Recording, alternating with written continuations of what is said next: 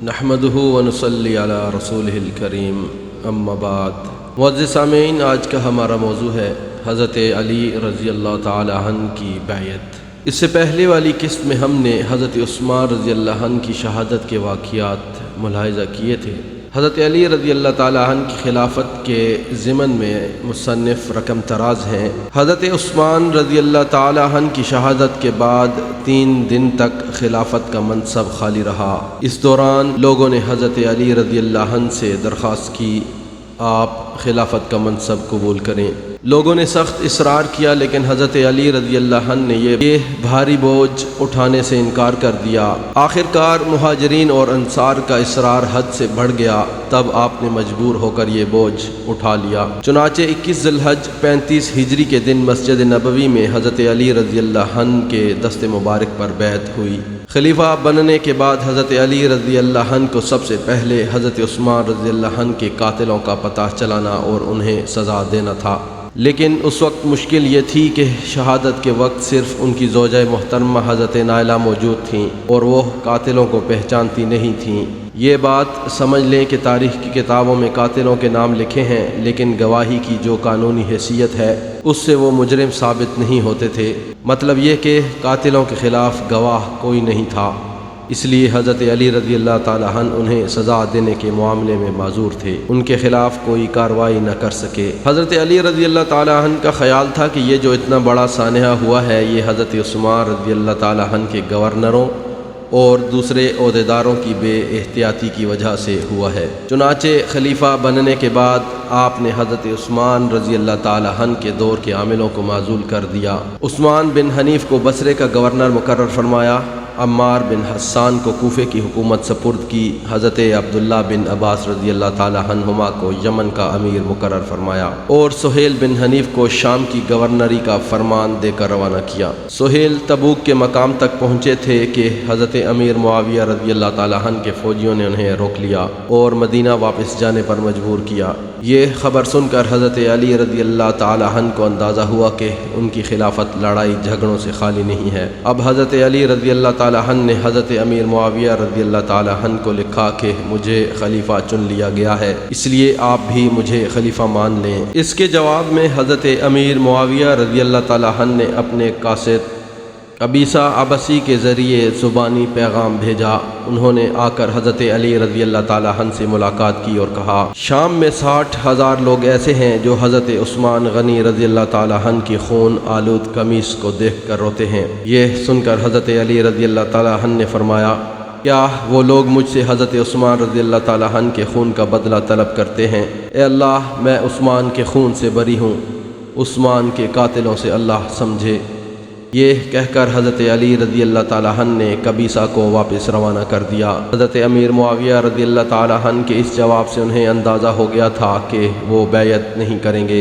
دوسری طرف حضرت عائشہ صدیقہ رضی اللہ تعالی عنہا حج سے فارغ ہو کر مدینہ منورہ کے لیے روانہ ہوئی تھیں کہ راستے میں ان کے ایک عزیز مل گئے۔ ان سے مدینہ منورہ کے حالات پوچھے تو انہوں نے بتایا کہ حضرت عثمان رضی اللہ تعالی عنہ کو شہید کر دیا گیا ہے اور حضرت علی خلیفہ مقرر ہوئے ہیں اور وہاں فتنے کا بازار گرم ہے۔ آپ نے یہ خبر سنی تو مکہ واپس لوٹ گئیں۔ لوگوں نے واپسی کی وجہ پوچھی تو فرمایا، عثمان مظلوم شہید کر دیے گئے، یہ فتنہ دبتا نظر نہیں آ رہا، اس لیے تم لوگ مظلوم خلیفہ کا خون رائگاں نہ جانے دو، قاتلوں سے خون کا حساب لے کر اسلام کی عزت بچاؤ۔ حضرت عثمان رضی اللہ تعالی عنہ کی شہادت کے بعد مدینہ منورہ میں فتنہ و فساد کے آثار دیکھ کر حضرت طلحہ اور حضرت زبیر رضی اللہ تعالی عنہما بھی حضرت علی رضی اللہ تعالی عنہ سے اجازت لے کر مکہ آ گئے۔ حضرت عائشہ رضی اللہ تعالی عنہا نے ان سے بھی وہاں کے حالات پوچھے، انہوں نے بھی وہی حالت بیان کی۔ اس طرح تمام باتوں کی تصدیق ہو گئی۔ ادھر حضرت علی رضی اللہ تعالی عنہ اپنی پوری کوشش کے باوجود حضرت عثمان رضی اللہ عنہ کے قاتلوں کا پتہ چلانے میں کامیاب نہیں ہوئے۔ یہی وہ حالات تھے جن میں حضرت عائشہ رضی اللہ تعالی عنہا نے بھی حضرت علی رضی اللہ تعالی عنہ سے حضرت عثمان رضی اللہ تعالی عنہ کے خون کے بدلے کا مطالبہ کیا۔ مکہ میں اپنے ارد گرد موجود لوگوں کے درمیان آپ نے اعلان کرایا، ہم عثمان کے خون کا بدلہ لیں گے۔ اس وقت مکہ معظمہ کے حاکم عبداللہ بن عامر حضری تھے۔ انہوں نے اور ان کے ساتھ مروان بن حکم اور سعید بن عاص وغیرہ نے نہایت پرجوش انداز میں حضرت عائشہ صدیقہ رضی اللہ عنہا کا ساتھ دینے کا اعلان کیا۔ یہ حضرات بنی امیہ سے تھے۔ حضرت عثمان رضی اللہ تعالی عنہ بھی بنی امیہ سے تھے۔ اس طرح بنی امیہ کے لوگ ان کے گرد جمع ہونے لگے اور یہ ایک باقاعدہ تحریک بن گئی۔ ان حضرات نے مکہ سے بصرہ جانے کا پروگرام بنایا تاکہ وہاں کے لوگوں کو ساتھ ملایا جا سکے۔ ان حضرات کی ان تیاریوں کی خبریں حضرت علی رضی اللہ تعالی عنہ تک پہنچیں تو آپ نے بھی بصرہ کا رخ کیا تاکہ ان لوگوں سے پہلے وہاں پہنچ کر بیت المال کی حفاظت کریں اور عراق کے لوگوں کو اپنی وفاداری کے لیے تیار کر سکیں۔ مدینہ منورہ کے لوگوں کو جب آپ کے اس ارادے کی خبر ہوئی تو آپ کی خدمت میں حاضر ہوئے۔ ان میں حضرت عقبہ بن عامر رضی اللہ تعالی عنہ بھی موجود تھے۔ یہ بہت بلند پایہ صحابی تھے، غزوہ بدر میں شریک رہ چکے تھے۔ انہوں نے مدینہ منورہ کے ساتھیوں کی طرف سے عرض کیا، آپ کا مدینہ منورہ چھوڑ کر جانا کسی طرح بھی مناسب نہیں۔ حضرت عمر رضی اللہ تعالی عنہ کے زمانے میں کتنی بڑی بڑی جنگیں پیش آئیں، لیکن انہوں نے کبھی مدینہ منورہ سے باہر قدم نہیں رکھا۔ یہ ٹھیک ہے، اس وقت حضرت خالد، ابو عبیدہ، سعد بن ابی وقاص اور ابو موسیٰ اشعری رضی اللہ تعالی عنہم جیسے صحابہ کرام نے شام اور ایران کو فتح کر ڈالا تھا، لیکن اس وقت بھی جاں بازوں کی کمی نہیں، لہذا آپ یہیں رہیں۔ ان کی اس بات کے جواب میں حضرت علی رضی اللہ تعالی عنہ نے فرمایا، عراق اس وقت مسلمانوں کی بہت بڑی نو آبادی ہے، وہاں کے بیت المال بھی مال و زر سے پر ہیں، اس لیے میرا وہاں موجود رہنا ضروری ہے۔ اس کے بعد آپ نے مدینہ منورہ میں عام اعلان کر دیا کہ لوگ عراق کے سفر کے لیے تیار ہو جائیں۔ بعض بڑے صحابہ کے علاوہ باقی لوگ حضرت علی رضی اللہ تعالی عنہ کے ساتھ جانے کے لیے تیار ہو گئے۔ حضرت علی رضی اللہ تعالی عنہ انہیں لیے مدینہ منورہ سے نکلے، ابھی ذی قار تک پہنچے تھے کہ خبر ملی حضرت عائشہ صدیقہ رضی اللہ تعالی عنہا، حضرت طلحہ، حضرت زبیر اور مکہ کے دوسرے لوگوں کے ساتھ بصرہ پہنچ گئی ہیں۔ قبیلہ بنو سعد کے علاوہ وہاں کے تمام لوگوں نے ان کے ہاتھ پر بیعت کر لی ہے۔ یہ سن کر حضرت علی رضی اللہ تعالی عنہ وہیں رک گئے۔ آپ نے حضرت حسن اور حضرت عمار بن یاسر رضی اللہ تعالی عنہم کو کوفہ روانہ فرمایا تاکہ وہاں کے لوگوں کو حضرت علی رضی اللہ تعالی عنہ کی حمایت پر تیار کریں۔ حضرت حسن رضی اللہ تعالی عنہ نے کوفہ پہنچ کر وہاں کی مسجد میں لوگوں کے سامنے تقریر کی اور انہیں حضرت علی کا ساتھ دینے کے لیے کہا۔ حجر بن عدی کندی کوفہ کے بڑے آدمی تھے، بہت با اثر تھے۔ انہوں نے حضرت حسن رضی اللہ تعالی عنہ کی تائید کی اور کہا، لوگو، امیر المؤمنین نے خود اپنے صاحبزادے کو بھیج کر تمہیں دعوت دی ہے، اس دعوت کو قبول کرو۔ حضرت علی رضی اللہ تعالی عنہ کا ساتھ دے کر فتنے کی آگ کو بجھا دو، میں بھی ان کے ساتھ ہوں۔ اس طرح حضرت حسن اور حجر بن عدی کندی کی تقریر سے لوگوں میں جوش پیدا ہو گیا۔ ان کے گرد تقریباً 9000 مسلمان جمع ہو گئے۔ یہ انہیں لے کر روانہ ہوئے اور ذی قار پہنچ کر حضرت علی رضی اللہ تعالی عنہ کی فوج میں شامل ہو گئے۔ حضرت علی رضی اللہ تعالی عنہ نے اب اپنی فوج کو نئے سرے سے ترتیب دیا اور بصرہ کی طرف کوچ فرمایا۔ اگلا موضوع ہے جنگ جمل۔ اس وقت جب کہ حضرت علی رضی اللہ عنہ بصرہ روانہ ہوئے، بصرہ کا یہ حال تھا کہ وہاں 3 گروہ تھے۔ ایک غیر جانبدار گروہ تھا، یعنی نہ وہ ادھر تھا نہ ادھر۔ دوسرا گروہ حضرت علی رضی اللہ تعالی عنہ کا طرفدار تھا، اور تیسرا حضرت عائشہ صدیقہ رضی اللہ عنہا، حضرت زبیر اور حضرت طلحہ رضی اللہ تعالی عنہم وغیرہ کا حامی تھا۔ خانہ جنگی کی تیاریوں کو دیکھ کر پہلے گروہ نے بہت کوشش کی کہ مسلمان آپس میں نہ لڑیں۔ تمام نیک نیت لوگ یہی چاہتے تھے۔ خود حضرت علی رضی اللہ تعالی عنہ اور حضرت عائشہ صدیقہ رضی اللہ تعالی عنہا، حضرت طلحہ اور حضرت زبیر رضی اللہ تعالی عنہما بھی یہی چاہتے تھے کہ جنگ نہ ہو اور آپس کے یہ اختلافات دور ہو جائیں۔ جب دونوں لشکر ایک دوسرے کے نزدیک پہنچ گئے تو سب نیک لوگوں نے صلح پر زور دیا۔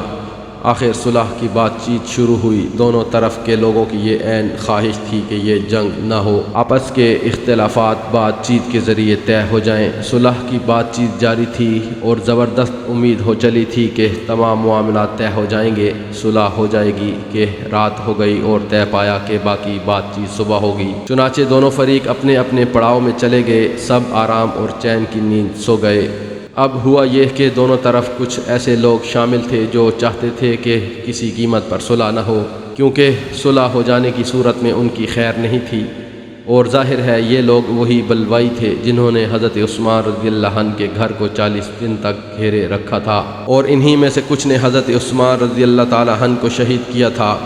اب ظاہر ہے صلح ہونے کی صورت میں وہ پکڑے جاتے، کیونکہ اس طرح سکون کے ساتھ تحقیقات کرنے کی مہلت مل جاتی اور ان کی نشاندہی ہو جاتی، پھر ظاہر ہے انہیں قتل کے جرم میں قتل کر دیا جاتا۔ وہ بھلا یہ کیسے پسند کر سکتے تھے؟ عبداللہ بن سبا کے لوگ بھی دونوں طرف موجود تھے، وہ تو تھے ہی سازشی لوگ، مسلمانوں کو آپس میں لڑانا ہی ان کا مقصد تھا، اور سچ تو یہ ہے کہ یہ مقصد آج تک کار فرما چلا آ رہا ہے۔ آج بھی دشمن طاقتیں مسلمانوں کو آپس میں لڑانے کی کوششوں میں دن رات ایک کرتی رہتی ہیں۔ ایسے لوگوں نے رات کے وقت اچانک حضرت عائشہ کی فوج پر حملہ کر دیا۔ حضرت عائشہ رضی اللہ تعالی عنہا اور ان کے ساتھی یہ سمجھے کہ حضرت علی رضی اللہ تعالی عنہ کی فوج نے انہیں دھوکہ دیا ہے، بس اس طرح دونوں فریقوں میں جنگ شروع ہو گئی۔ حضرت عائشہ رضی اللہ تعالی عنہا اپنے اونٹ پر سوار ہوئیں تاکہ فوج کو روک سکیں۔ حضرت علی رضی اللہ تعالی عنہ بھی اپنی فوج کو روکنے کے لیے پورا زور لگا رہے تھے، لیکن جنگ تو چھڑ گئی تھی، پھر جلد نہ رک سکی۔ حضرت عائشہ رضی اللہ تعالی عنہا کے ساتھیوں نے انہیں اونٹ پر سوار دیکھ کر خیال کیا کہ آپ جنگ پر آمادہ ہیں، لہذا وہ اور زیادہ پرجوش لڑنے لگے۔ ان کی فوج میں محمد بن طلحہ سواروں کے افسر تھے، عبداللہ بن زبیر پیدل فوج کے افسر تھے، اور مجموعی طور پر پوری فوج کی قیادت حضرت طلحہ رضی اللہ تعالی عنہ اور حضرت زبیر رضی اللہ تعالی عنہ کر رہے تھے۔ جنگ کے دوران حضرت علی رضی اللہ تعالی عنہ نے اپنا گھوڑا آگے بڑھایا، حضرت زبیر رضی اللہ تعالی عنہ کو بلا کر فرمایا، اے ابو عبداللہ، تمہیں وہ دن یاد ہے جب رسول اللہ صلی اللہ علیہ وآلہ وسلم نے تم سے پوچھا تھا کہ کیا تم علی کو دوست رکھتے ہو؟ تو تم نے عرض کیا تھا، اے اللہ کے رسول، ہاں میں علی کو دوست رکھتا ہوں۔ یاد کرو اس وقت تم سے حضور صلی اللہ علیہ وآلہ وسلم نے فرمایا تھا کہ ایک دن تم اس سے ناحق لڑو گے۔ حضرت زبیر رضی اللہ تعالی عنہ نے فوراً کہا، ہاں مجھے یاد آ گیا۔ یہ کہہ کر حضرت زبیر لڑائی سے الگ ہو گئے۔ انہوں نے اپنے بیٹے حضرت عبداللہ سے فرمایا، اے پیارے بیٹے، علی نے مجھے ایسی بات یاد دلا دی ہے کہ جنگ کا تمام جوش ختم ہو گیا ہے، بے شک ہم حق پر نہیں ہیں، لہذا تم بھی جنگ سے باز آ جاؤ اور میرے ساتھ چلو۔ حضرت عبداللہ بن زبیر رضی اللہ تعالی عنہما نے عرض کیا، میں تو میدان جنگ سے نہیں ہٹوں گا۔ اس پر وہ اکیلے ہی میدان جنگ سے نکل آئے اور بصرے کی طرف چل کھڑے ہوئے۔ حضرت طلحہ رضی اللہ تعالی عنہ نے حضرت زبیر رضی اللہ عنہ کو جاتے دیکھا تو ان کا ارادہ بھی بدل گیا اور وہ بھی میدان جنگ سے نکل آئے۔ ایسے میں ان کے پاؤں میں ایک تیر آ کر لگا، زخمی حالت ہی میں یہ وہاں سے نکل آئے، تاہم اسی زخم سے آپ کی شہادت ہوئی۔ اس موقع پر میدان جنگ میں عبداللہ بن سبا کے ساتھیوں نے حضرت عائشہ صدیقہ رضی اللہ عنہا کی شان میں گستاخی کرنے کی کئی بار کوشش کی، لیکن آپ کے ساتھ جو جان نثار تھے وہ انہیں منہ توڑ جواب دیتے رہے۔ وہ لوگ آپ کو گرفتار کرنا چاہتے تھے، لیکن حضرت عائشہ صدیقہ رضی اللہ تعالی عنہا کے جان نثار ان کے لیے رکاوٹ بن گئے اور ان کی ایک نہ چلنے دی۔ ان کی لاشوں پر لاشیں گر رہی تھیں، لیکن وہ آپ کی حفاظت سے ایک قدم پیچھے نہیں ہٹ رہے تھے۔ ان کی بہادری نے حضرت علی رضی اللہ تعالی عنہ کو بھی حیرت زدہ کر دیا۔ ادھر حضرت علی اس بات سے پریشان تھے کہ ان کی جان نثاری کی وجہ سے جنگ طول پکڑتی جا رہی ہے اور فریقین کا زیادہ نقصان ہو رہا ہے۔ یہی حالت رہی تو نہ جانے نقصان کہاں تک جا پہنچے۔ حالت یہ تھی کہ ایک گرتا تو حضرت عائشہ رضی اللہ تعالی عنہا کے اونٹ کی نکیل دوسرا پکڑ لیتا تھا۔ حضرت عبداللہ بن زبیر نے اونٹ کی نکیل پکڑی، وہ زخمی ہوئے تو فوراً ایک اور نے پکڑ لی، وہ بھی زخمی ہوئے تو ایک اور نے پکڑ لی۔ اس طرح یکے بعد دیگرے 70 آدمیوں نے اپنے آپ کو قربان کر دیا۔ بصرہ کا شاہ سوار عمرو بن بحرہ اس قدر جوش سے لڑ رہا تھا کہ جو اس کے سامنے آیا کٹ گیا۔ اس طرح بنو ضبا شجاعت کے جوہر دکھا رہا تھا۔ یہ حالات دیکھ کر حضرت علی رضی اللہ تعالی عنہ نے سوچا، جب تک اونٹ کو بٹھایا نہیں جائے گا اس وقت تک خون ریزی نہیں رکے گی، اس لیے آپ کے اشارے پر ایک شخص نے پیچھے سے جا کر اونٹ پر وار کیا۔ اونٹ زخمی ہو کر بیٹھ گیا۔ اونٹ کے بیٹھتے ہی حضرت عائشہ صدیقہ رضی اللہ تعالی عنہا کی فوج ہمت ہار گئی۔ جنگ کا فیصلہ حضرت علی رضی اللہ تعالی عنہ کے حق میں ہو گیا۔ حضرت علی رضی اللہ عنہ نے اس وقت اعلان فرمایا، بھاگنے والوں کا تعاقب نہ کیا جائے، زخمیوں پر گھوڑے نہ دوڑائے جائیں اور مال غنیمت نہ لوٹا جائے، جو ہتھیار ڈال دیں انہیں امن ہے۔ اس اعلان کے بعد آپ حضرت عائشہ صدیقہ رضی اللہ تعالی عنہا کے پاس آئے اور ان کی مزاج پرسی کی۔ انہیں چند دن بصرے میں آرام و آسائش سے ٹھہرایا، پھر ان کے بھائی محمد بن ابی بکر کے ساتھ مدینہ منورہ بھیج دیا۔ بصرے کی 40 معزز عورتیں ان کے ساتھ گئیں۔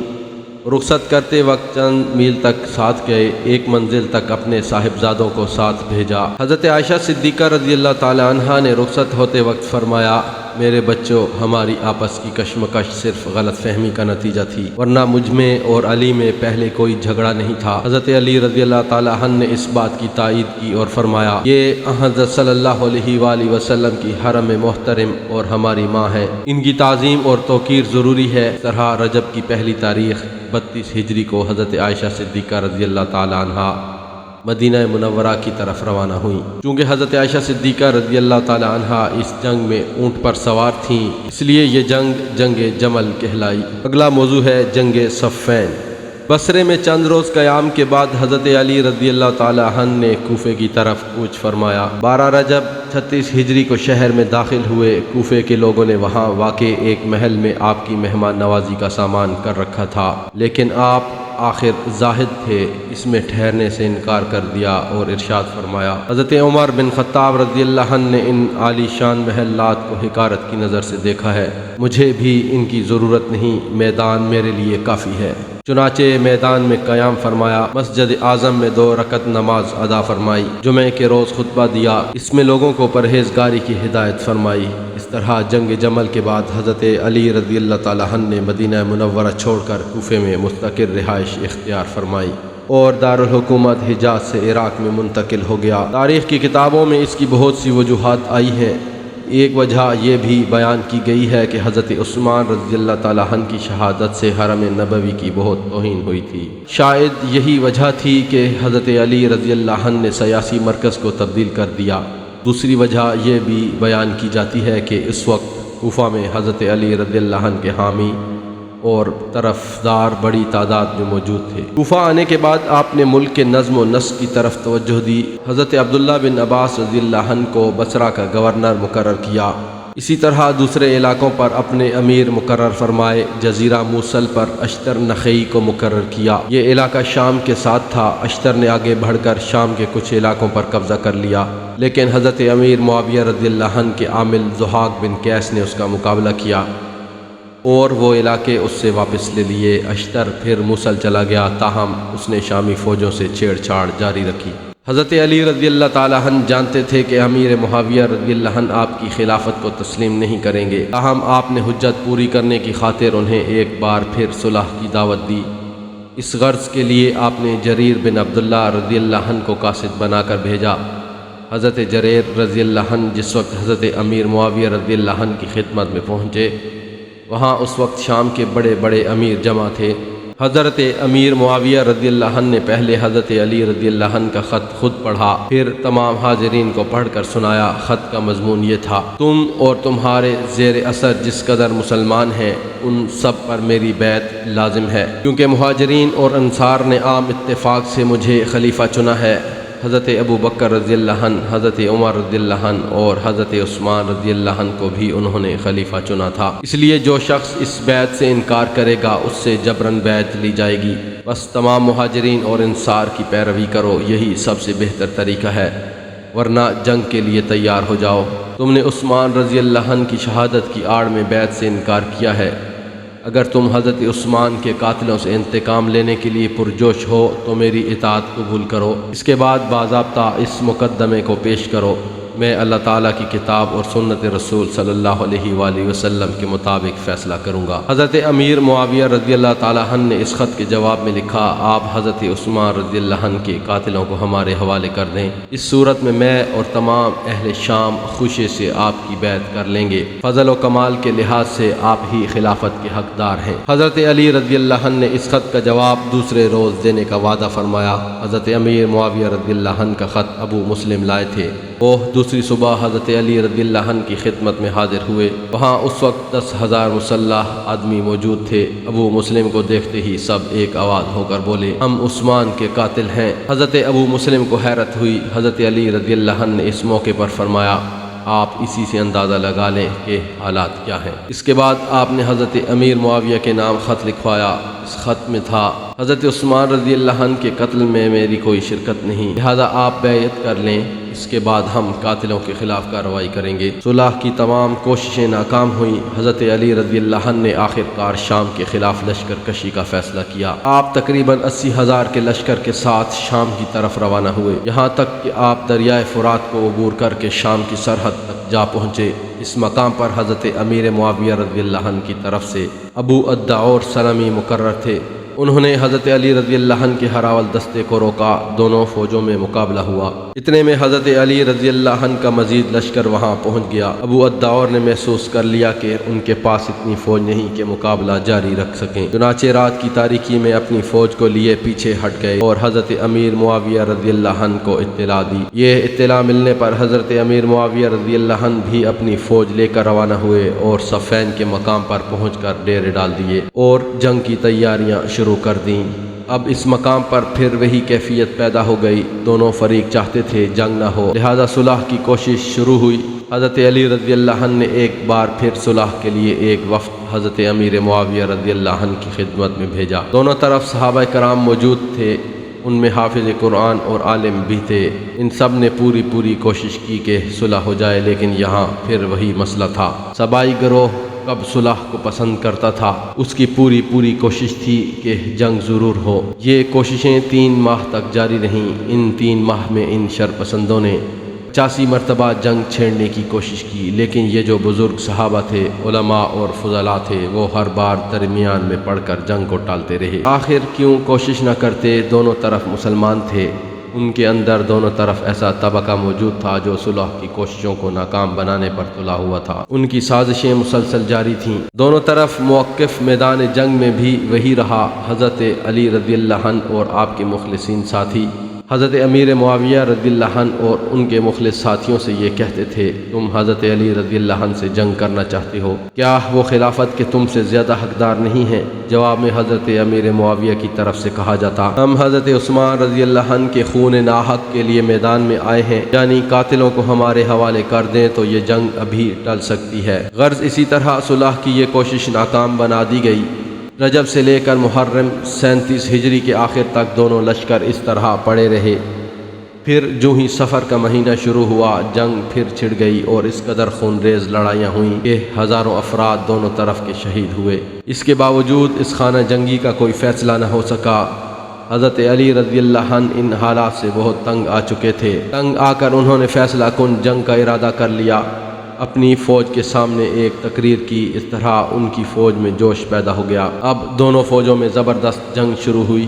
اس جنگ کا سلسلہ چند دنوں تک جاری رہا، یہاں تک کہ جمعے کے روز بہت زبردست جنگ ہوئی۔ صبح سے جنگ شروع ہوئی تو رات تک نہ رک سکی، دوسری صبح تک جاری رہی۔ زمین اس جنگ سے کانپ رہی تھی، شاید اس لیے کہ دونوں طرف سے مسلمان شہید ہو رہے تھے۔ دشمنوں کی لگائی ہوئی آگ میں مسلمان کٹ کر گر رہے تھے اور شرپسند اس آگ کے لگنے پر بغلیں بجا رہے تھے، دل ہی دل میں خوش ہو رہے تھے۔ آخر وہ مسلمانوں کو لڑانے میں کامیاب ہو گئے۔ دوسری صبح شہید ہونے والوں کی نعشیں اور زخمیوں کو اٹھانے کے لیے جنگ روک دی گئی۔ حضرت علی رضی اللہ عنہ نے ایک بار پھر اپنی فوج کے سامنے پرجوش تقریر کی۔ دوسری طرف عمرو بن عاص نے حضرت امیر معاویہ رضی اللہ عنہ سے کہا: اگر مسلمان آپس میں اسی طرح لڑتے رہے تو سارا عرب ویران ہو جائے گا، پھر ہم رومیوں کے رحم و کرم پر ہوں گے، کیونکہ ہماری طاقت ختم ہو چکی ہوگی۔ حضرت امیر معاویہ رضی اللہ عنہ کے بڑے بڑے ساتھیوں نے بھی عمرو بن العاص کے خیالات کی تائید کی۔ اس پر حضرت امیر معاویہ رضی اللہ عنہ نے حضرت علی رضی اللہ عنہ کو ایک خط لکھا۔ خط کے الفاظ یہ تھے: اگر ہمیں اور آپ کو معلوم ہوتا کہ یہ جنگ اس قدر طول پکڑ جائے گی تو شاید ہم دونوں اسے جھیلنا پسند نہ کرتے۔ بہرحال اب ہمیں اس تباہ کن جنگ کو روک دینا چاہیے۔ ہم لوگ بنی عبد مناف ہیں، اس لیے صلح ایسی ہو کہ دونوں کی عزت و آبرو برقرار رہے۔ حضرت علی رضی اللہ عنہ نے اس خط کے جواب میں صلح سے انکار کر دیا۔ دوسری صبح اپنی فوج کے ساتھ میدان میں آ گئے، لیکن دوسری طرف جنگ بند کر دینے کا فیصلہ کیا جا چکا تھا۔ اس وقت حضرت عمرو بن عاص رضی اللہ عنہ نے تدبیر کی۔ انہوں نے 5 ساتھیوں کو نیزوں پر قرآن اٹھا کر آگے چلنے کا حکم دیا۔ یہ 5 ساتھی نیزوں پر قرآن اٹھائے جب سامنے آئے تو اور جتنے لوگوں کے پاس قرآن تھے ان سب نے بھی اپنے اپنے نیزوں پر قرآن کو اٹھا لیا۔ اگلے چند افراد نے اعلان کرنے کے انداز میں کہا: اللہ تعالی ہم سب کو رومیوں اور ایرانیوں کے ہاتھوں سے بچائے۔ اگر جنگ اسی طرح جاری رہی تو ضرور ہم فنا ہو جائیں گے۔ یہ اللہ تعالیٰ کی کتاب ہے، یہ ہمارے اور تمہارے درمیان فیصلہ کرے گی، اور یہ ہمارے اور تمہارے درمیان حکم ہے۔ اب حضرت علی رضی اللہ عنہ کی فوج میں بھی یہ آواز بلند ہوئی کہ ٹھیک ہے، قرآن سے فیصلہ ہونا چاہیے، اور اگر اس فیصلے کو نہ مانا گیا تو فوج سے الگ ہو جائیں گے۔ اس موقع پر حضرت علی رضی اللہ عنہ کے ایک وفادار اشعث بن قیس نے کہا، اے امیر المومنین، میں جس طرح کل آپ کا جانثار تھا اسی طرح آج بھی ہوں، لیکن میری بھی یہی رائے ہے کہ قرآن حکیم کا حکم مان لینا چاہیے۔ آخر حضرت علی رضی اللہ عنہ نے جنگ بند کر دینے کا فیصلہ کر لیا۔ اس طرح جنگ رک گئی۔ اب دونوں فریقوں میں بات چیت شروع ہوئی۔ یہ بات چیت خطوط کے ذریعے ہوئی، پھر دونوں طرف کے عالم فاضل لوگ جمع ہوئے۔ آخر طے پایا کہ خلافت کا مسئلہ حل کرنے کے لیے دو حکم مقرر کر دیے جائیں، وہ جو فیصلہ کریں اس پر عمل کیا جائے۔ شامیوں کی طرف سے حضرت عمرو بن عاص رضی اللہ عنہ کا نام تجویز کیا گیا۔ حضرت علی رضی اللہ عنہ کی طرف سے اشعث بن قیس نے حضرت ابو موسیٰ اشعری رضی اللہ عنہ کا نام لیا، لیکن حضرت علی رضی اللہ عنہ نے عبداللہ بن عباس رضی اللہ عنہ کا نام تجویز کیا۔ اس پر کچھ لوگوں نے کہا، حضرت عبداللہ بن عباس رضی اللہ عنہ اور آپ تو ایک ہی ہیں، حکم تو غیر جانبدار ہونے چاہیے۔ اس پر حضرت علی رضی اللہ عنہ نے اشتر کا نام لیا۔ اس پر اعتراض کیا گیا اور کہا گیا، جنگ کی آگ تو بھڑکائی ہی اشتر نے ہے، یہ تو آخر وقت تک جنگ جاری رکھنے کے حق میں تھا، اسے کس طرح حکم مقرر کیا جا سکتا ہے؟ اس پر حضرت علی رضی اللہ عنہ نے فرمایا، ٹھیک ہے، تم جسے چاہو حکم مقرر کر دو، مجھے کوئی اعتراض نہیں ہوگا۔ حضرت ابو موسیٰ اشعری رضی اللہ عنہ کو بلایا گیا، وہ اس جنگ سے بیزار ہو کر شام کے ایک گاؤں میں چلے گئے تھے۔ اس طرح دونوں طرف کے حکم ایک جگہ جمع ہوئے اور ایک معاہدہ لکھا گیا۔ اس معاہدے کے الفاظ یہ تھے، حضرت علی رضی اللہ عنہ اور حضرت امیر معاویہ رضی اللہ عنہ اور ان دونوں کے طرفدار آپس میں رضامندی سے یہ عہد کرتے ہیں کہ دونوں حکم یعنی حضرت ابو موسیٰ اشعری رضی اللہ عنہ اور حضرت عمرو بن عاص رضی اللہ عنہ قرآن و سنت کے مطابق جو فیصلہ کریں گے اس کو تسلیم کیا جائے گا، انہیں کوئی پس و پیش نہ ہوگا۔ اس لیے دونوں فریق کے لیے ضروری ہے کہ کسی حالت میں اس فیصلے سے انکار نہ کریں۔ ہاں، اگر فیصلہ قرآن اور سنت کے خلاف ہوگا تو اس کو تسلیم نہیں کیا جائے گا۔ اس صورت میں فریقین کو اختیار ہوگا کہ پھر جنگ شروع کر دیں۔ یہ معاہدہ 23 ہجری ماہ سفر میں لکھا گیا۔ اشعث بن قیس کو اس کام پر مامور کیا گیا، وہ تمام قبیلوں کے سرداروں سے اس پر دستخط کروائے۔ اشعث بن قیس نے یہ کام شروع کیا، وہ سرداروں کے ہاں جا جا کر معاہدہ سنا کر دستخط کروانے لگے۔ حضرت علی رضی اللہ عنہ کے ساتھیوں میں بہت سے لوگوں نے اس معاہدے کو ناپسند کیا اور انہوں نے دستخط سے انکار کیا، یہاں تک کہ یہ لوگ حضرت علی رضی اللہ عنہ کی خدمت میں حاضر ہوئے اور آپ سے فرمایا، ہمیں یہ معاہدہ منظور نہیں۔ حضرت علی رضی اللہ عنہ نے ان کی بات نہیں سنی، اس پر وہ لوگ ناراض ہو گئے، اس سارے معاملے سے الگ ہو گئے۔ اس طرح ان کا ایک الگ فرقہ بن گیا، یہ فرقہ خارجی کہلایا، اس کا ذکر آگے آئے گا۔ دونوں حکموں کے اجلاس کے لیے ایک مقام دومت الجندل مقرر کیا گیا، یہ مقام عراق اور شام کے درمیان واقع ہے۔ ان دونوں حکموں کے ساتھ 400 آدمی تھے، یعنی 400 آدمی حضرت علی رضی اللہ عنہ نے اپنے حکم حضرت ابو موسیٰ اشعری رضی اللہ عنہ کے ساتھ روانہ فرمائے، اور 400 آدمی ہی حضرت امیر معاویہ رضی اللہ عنہ نے اپنے حکم حضرت عمرو بن عاص رضی اللہ عنہ کے ساتھ روانہ فرمائے۔ حضرت ابو موسیٰ اشعری رضی اللہ عنہ کے ساتھ جو 400 آدمی روانہ کیے گئے ان کے افسر شریح بن ہانی تھے۔ کچھ بزرگ صحابہ ایسے تھے جو اس جنگ سے بالکل الگ رہے تھے۔ اب جب کہ انہوں نے سنا کہ دونوں طرف سے صلح کی کوشش ہو رہی ہے اور اس غرض کے لیے حکم مقرر کیے گئے ہیں تو وہ بھی اس موقع پر دومت الجندل پہنچ گئے۔ ان صحابہ کرام کے نام حضرت عبداللہ بن عمر، حضرت سعد بن ابی وقاص اور حضرت مغیرہ بن شعبہ رضی اللہ عنہم ہیں۔ ان میں سے حضرت مغیرہ بن شعبہ رضی اللہ عنہ اس قسم کے معاملات میں بہت سوجھ بوجھ رکھتے تھے۔ انہوں نے دونوں حکموں سے الگ الگ ملاقات کی، اس طرح ان کے خیالات معلوم کر کے اندازہ لگا لیا کہ اس طرح بھی کوئی خوشگوار نتیجہ نکلنے کی امید نہیں۔ انہوں نے اپنا یہ خیال دوسرے صحابہ کرام رضی اللہ عنہم کو بھی بتا دیا۔ ادھر دونوں حکم ایک جگہ مل بیٹھے، ان کی آپس میں بات چیت شروع ہوئی۔ کافی دیر کی بات چیت کے بعد آخر دونوں نے فیصلہ کیا کہ حضرت علی رضی اللہ عنہ اور حضرت امیر معاویہ رضی اللہ عنہ دونوں کو معزول کر دیا جائے اور مسلمان نئے سرے سے اپنا خلیفہ منتخب کریں۔ دونوں یہ فیصلہ کر کے مسلمانوں کے درمیان واپس آئے۔ مسجد میں دونوں کو جمع کیا گیا۔ حضرت ابو موسیٰ اشعری رضی اللہ عنہ نے حضرت عمرو بن عاص رضی اللہ عنہ سے کہا آپ ممبر پر آ کر فیصلہ سنا دیں۔ پر حضرت عمرو بن عاص رضی اللہ عنہ نے کہا آپ فضل اور کمال میں ہمارے بزرگ ہیں، لہذا آپ کے مقابلے میں پہل کیسے کر سکتا ہوں، پہلے آپ ممبر پر آئیں اور فیصلہ سنائیں۔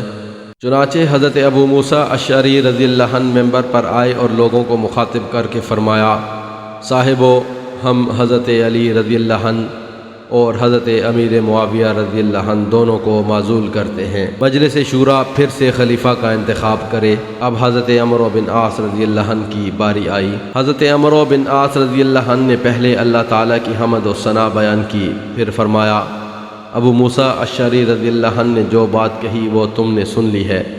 انہوں نے اپنے امیر کو معزول کر دیا ہے اور میں نے بھی انہیں معزول کر دیا ہے۔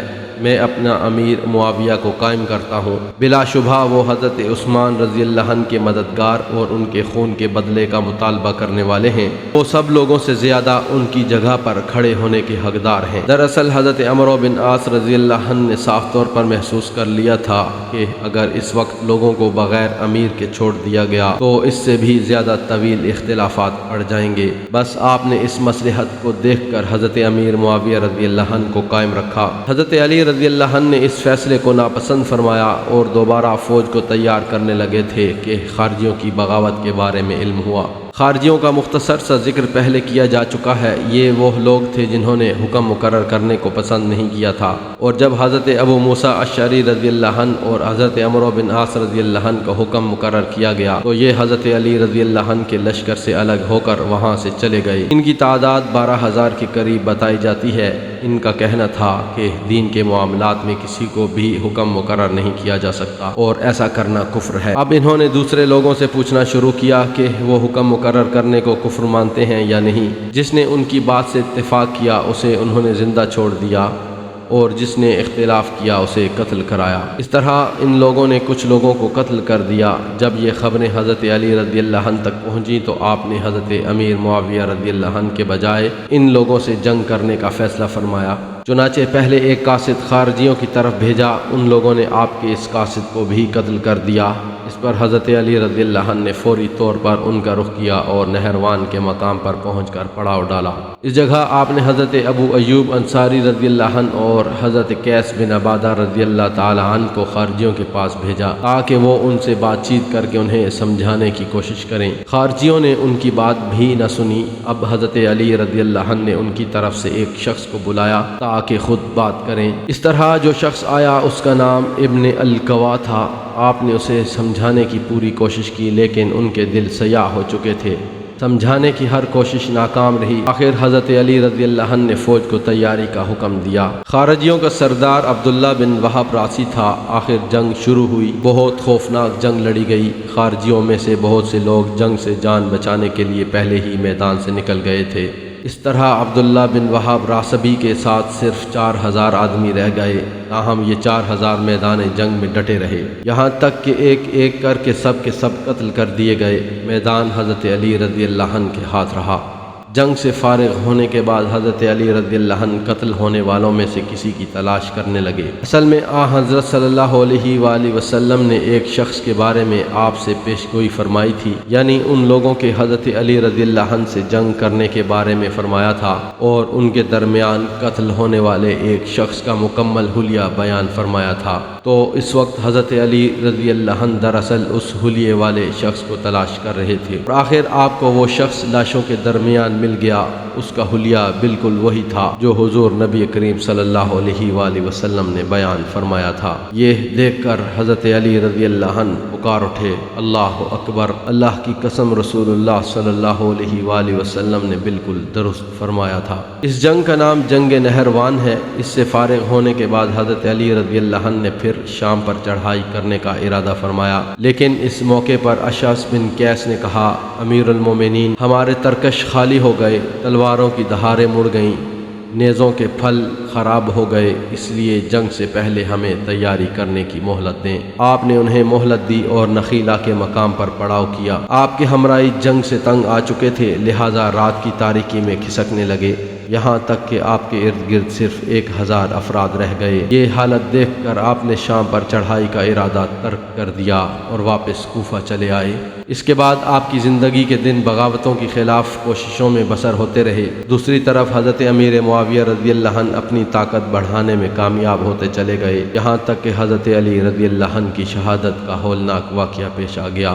اس کی تفصیل یہ ہے کہ نہروان کی جنگ کے بعد چند خارجی حج کے موقع پر جمع ہوئے۔ انہوں نے اس وقت کے حالات پر بات چیت شروع کی۔ کافی دیر کی بحث کے بعد انہوں نے یہ نتیجہ نکالا کہ جب تک 3 آدمی دنیا میں موجود ہیں، اسلامی دنیا کو خانہ جنگیوں سے نجات نہیں مل سکے گی، اور وہ 3 آدمی یہ ہیں: حضرت علی رضی اللہ عنہ، حضرت امیر معاویہ اور حضرت عمرو بن عاص رضی اللہ عنہ۔ اس پر ان میں سے 3 آدمی ان تینوں حضرات کو قتل کرنے پر آمادہ ہو گئے۔ عبد الرحمن بن ملجم نے کہا، میں حضرت علی کے قتل کا ذمہ لیتا ہوں۔ نزال نامی شخص نے کہا، میں حضرت امیر معاویہ کو قتل کروں گا۔